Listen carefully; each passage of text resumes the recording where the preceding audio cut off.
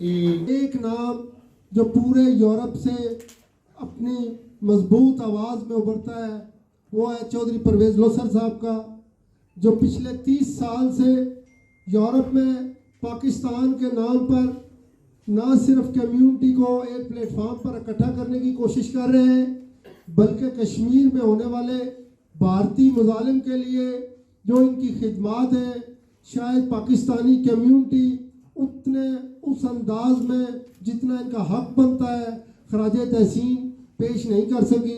लेकिन हम इटली की तरफ से जब भी ये इटली आए हैं, इटली की ज़मीन पर इन्होंने कदम रखा है, हमने कोशिश की है कि जो पाकिस्तान के लिए, पाकिस्तानियों के लिए, पाकिस्तान के परचम के नीचे हमारी आवाज़ बुलंद करता है, हम उसका शायान शान इस्तकबाल करें। मैं दावत खिताब दूंगा हमारे मोहतरम बड़े भाई सच्चे पाकिस्तानी जनाब चौधरी परवेज़ लोसर साहब को, वो स्टेज पर तशरीफ लाएँ और आपसे गुजारिश है कि जितनी उनकी खिदमत है पाकिस्तान के लिए उस हिसाब से इनका इस्तकबाल करें। बहुत शुक्रिया।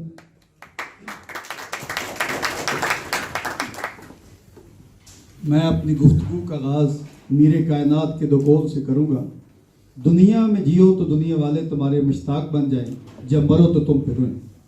दुनिया में इस शान शौकत से जियो जैसे हमेशा जिंदा रहना है, आखिरत की तैयारी यूँ करो जैसे कल मर जाना है। सबसे पहले सब हाज़रीन महफिल को मेरी तरफ से अस्सलाम वालेकुम। आज मेरे अजीज़ हम वतनों, मैं आपको एक बात बताऊं, आज की जो शाम है ये कश्मीर के कश्मीरियों के नाम है। सबसे पहले मैं मियाँ आफ्ताब साहब, तजम्बल खटाना साहब, चौधरी बशीर बसाल साहब, अजमल गोटरियाला साहब और यहाँ पर बल्कि अफजल तारड़ साहब, और मैं एक चीज़ बताऊं कि मेरे बचपन के लंगोटिए, अभी लोग कहते हैं कि लंगोटिए से बचना चाहिए, एक बचपन का मेरा लंगोटिया चौधरी नवाब वो बैठा हुआ है, स्कूल कॉलेज का मेरा ये 200-250 किलोमीटर दूर से आया है और साथ मेरा वो भतीजा भी है। सबको मैं एक बात कहना चाहता हूँ, चोई सरवर साहब, इनके साथ जो मेरा रिश्ता है वो सबद हलाली परचम का है और ये वो मर्द मजाहिद है, पाकिस्तान की मट्टी का वो बेटा है जिसने 1997 में पहला मुसलमान यूके, बरतानिया, वलायत, जो पाकिस्तान में जब हम थे तो वलायत का नाम ही बहुत था क्योंकि वो हमारे आका रह चुके थे। ये पहला वो पाकिस्तानी है, पाकिस्तान का बेटा है। जब ये पहली बार वहाँ की पार्लियामेंट के मेंबर बने तो ये बहुत ही बड़ी आज़ाद की बात थी और इससे बड़ी आज़ाद की बात ये थी कि इस मर्द मुजाहिद ने अपना हलफ जो है ये कुरान पाक पे लिया। ये बहुत ही कम, और ये इस पे हम जितना फख्र करें उतना ही कम है। अभी तकरीबन चोई साहब के साथ पाकिस्तान के लिए, कश्मीर के लिए पिछले कई सालों से मुझे एज ए वर्कर काम करने का मौका मिला है। इनसे मैंने एक चीज़ सीखी है कि जिसमें थकावट नहीं है। यानी कि अभी मैं आपको बताऊं कि आप यहाँ से आने से पहले ये हंगरी में थे, उससे पहले ये 3 दिन ब्रसल में थे।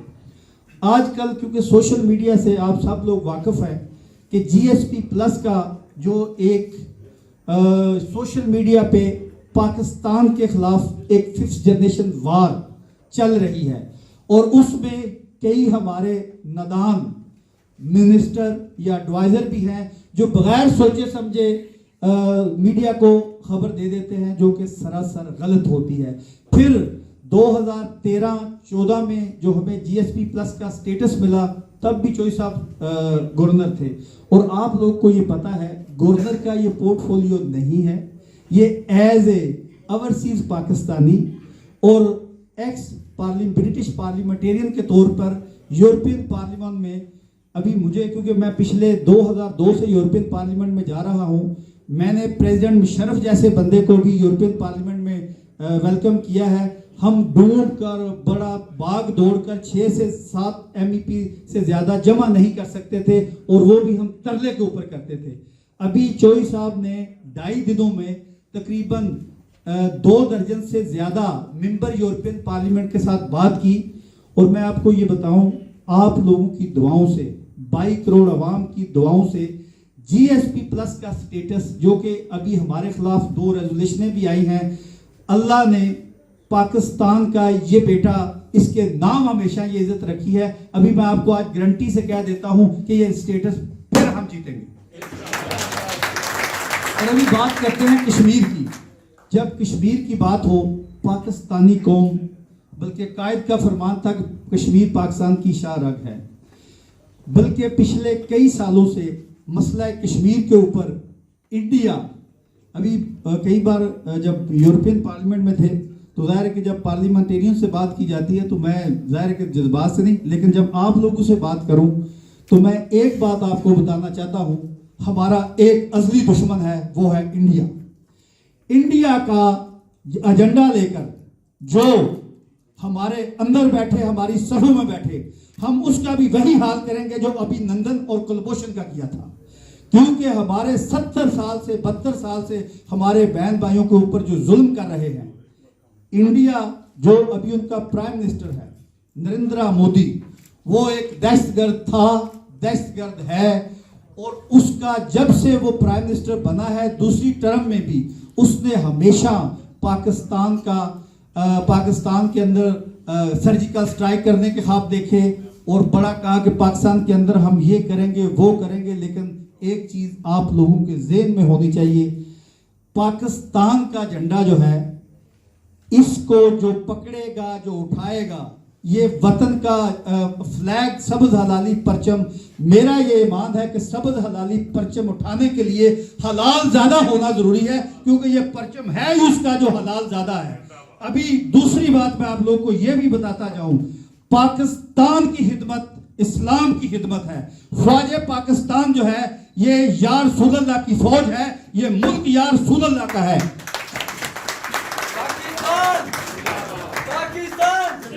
कश्मीर बनेगा, कश्मीर बनेगा, अभी जिंदाबाद। आप लोग को मैं एक बात बताऊं, अभी 5th जनरेशन वार के ऊपर पाकिस्तान के खिलाफ, फौज पाकिस्तान के खिलाफ प्रोपेगेंडा चल रहा है। प्रोपेगेंडा क्या है, आज उसकी मैं एक आपको मिसाल देता हूं।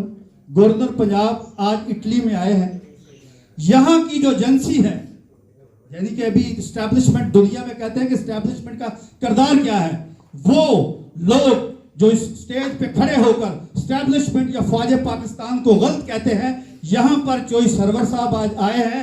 यहां की एजेंसी ने तजम्बल खटाना साहब को और मियां आफ्ताब को और इवन मुझे इंटरव्यू किया है।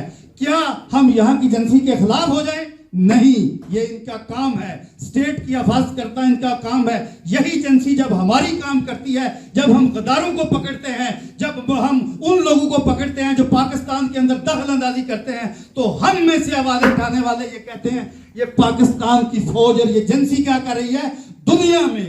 अभी सीआई को देख ले, एफबीआई को देख ले, MI5, MI6, मुसाद, रा, ये जितनी मुल्की एजेंसियां हैं, ये सब की सब एजेंसियां अपने मुल्क चला रही हैं। और एक वो एजेंसी जिसका नाम ISI है, जो फौज पाकिस्तान है, उनको ये सारों ने घेरने की कोशिश की हुई, लेकिन फिर भी उसका नंबर 1 होना, इसकी ये मैं आपको बताऊं यकीन है, जब तक ये फौज है इस मुल्क की तरफ कोई मैली आंख से नहीं देख सकता। लेकिन वो ओवरसीज पाकिस्तानियों, मैंने तो चोई साहब से कल रिक्वेस्ट की थी, अभी अक्सर करता रहता हूं, चोई साहब ओवरसीज पाकिस्तानियों को जो भी गवर्नमेंट हुई है उसने हमारे ऊपर अपने मुंशी और मार्शिया लगा दिए हैं, कोई हमारा नुमाइंदा नहीं लगाया, चाहे वो गुजरी हुए हुकूमतें हैं, चाहे जो मौजूदा हुकूमतें हैं। मैंने ये कहा चोई साहब, आप ओवरसीज पाकिस्तानी हैं, एक ऐसा प्लेटफॉर्म बनाएं जो कि ओवरसीज पाकिस्तानियों को हो, जो कोई भी गवर्नमेंट हो वो हमारे काम करने पे मजबूर हो। मुल्क चला रहे हैं हम, पाकिस्तान की सालमियत चला रहे हैं हम, और हमें असम्बलियों से भी बाहर रखते हैं और फिर हमें लूटते भी हैं, हमारी जायदादों पे कब्जा भी करते हैं। क्योंकि चोई साहब हमारे मसाइल को इसलिए समझते हैं कि ये खुद 40 साल तक प्रदेश में रहे हैं। अभी इन तक जब हम पहुंचते हैं कई जगहों पर ये भी मजबूर हो जाते हैं, आगे वाली माफिया इतनी तकड़ी है, वो माफिया जो है ऐसा ऐसा प्रोपेगेंडा करना शुरू कर देती है, बंदा कहता है स्टेप पीछे आ जाओ। अभी बशीर वसाल साहब ने कहा, हमें जब तक हम अपनी आपस में यूनिटी नहीं बनाएंगे, एक नहीं होंगे। क्योंकि अभी आपको मैं बताऊं, जितनी यहाँ पर सियासी जमातें, मजहबी जमातें, अगर हम जब तक इस सबज हलाली परचम के साए थले नहीं आएंगे, हम रूल डिवाइड एंड रूल की सियासत करेंगे। अभी हम बात करें कि हमारी एम्बेसियां नहीं सुनती, हमारी कौंसलेट नहीं सुनती, सुनेंगी, उस वक्त सुनेंगी जब आप एक होंगे। एक जाके दूसरे की शिकायत लगाएगा, दूसरा तीसरे की शिकायत लगाएगा, ऐसे नहीं होता है। कश्मीर का मसला जो है, इसके ऊपर जो पाकिस्तान दुनिया का वाहिद मुल्क पाकिस्तान है जिसने कश्मीरियों के लिए पहले भी जंगें की हैं और आइंदा भी जरूरत पड़ी तो हम जंगें करेंगे। लेकिन बदबख्त वो सब नेशनलिस्ट कश्मीरी, जब हम यूरोपियन पार्लियामेंट हो, रोड के ऊपर हो, जिनेवा हो, जब हम इंडिया के खिलाफ उनका भयानक चेहरा दुनिया को दिखाते हैं, तो वो चंद एक राह के बिके हुए राह के टाउट जब वो सामने आ जाते हैं कि पाकिस्तान में या आजाद कश्मीर में उनको हमें रोकना है। रोकने के लिए सबसे पहले हमारी सफों में हताद होना चाहिए और रोकने के लिए बाई हुक और बाई क्रुक। मैं आपको बताऊं कि मैंने यूरोप के मुख्तलिफ मुल्कों में पीडीएम एक जमात थी जो पश्तून तहफ़्फ़ुज़ मूवमेंट के नाम से थी, अल्हम्दुलिल्लाह मैंने ब्रसल में भी उनको छितर लितर और डंडे मारे, जिनेवा में भी मारे, और आइंदा भी जब वो मेरे मुल्क के, मेरी फौज के खिलाफ आएंगे, फिर भी उनका मैं वही हाल करूंगा जो मैंने ब्रसल में किया था।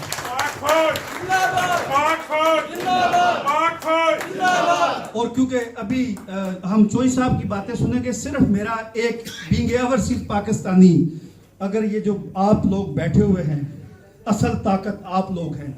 ये जहाँ पर जो हम बैठे हुए हैं ना, वो मैं अक्सर ये लफ्ज़ इस्तेमाल करता हूँ, टांटे। हाँ, अगर आप यहाँ ना हो तो हमें लोग पागल कहेंगे, ये सामने किसके लिए बैठे हुए हैं। आप अपना राइट इस्तेमाल करें और पाकिस्तान की लॉबी करें, पाकिस्तान के सफ़ीर बने।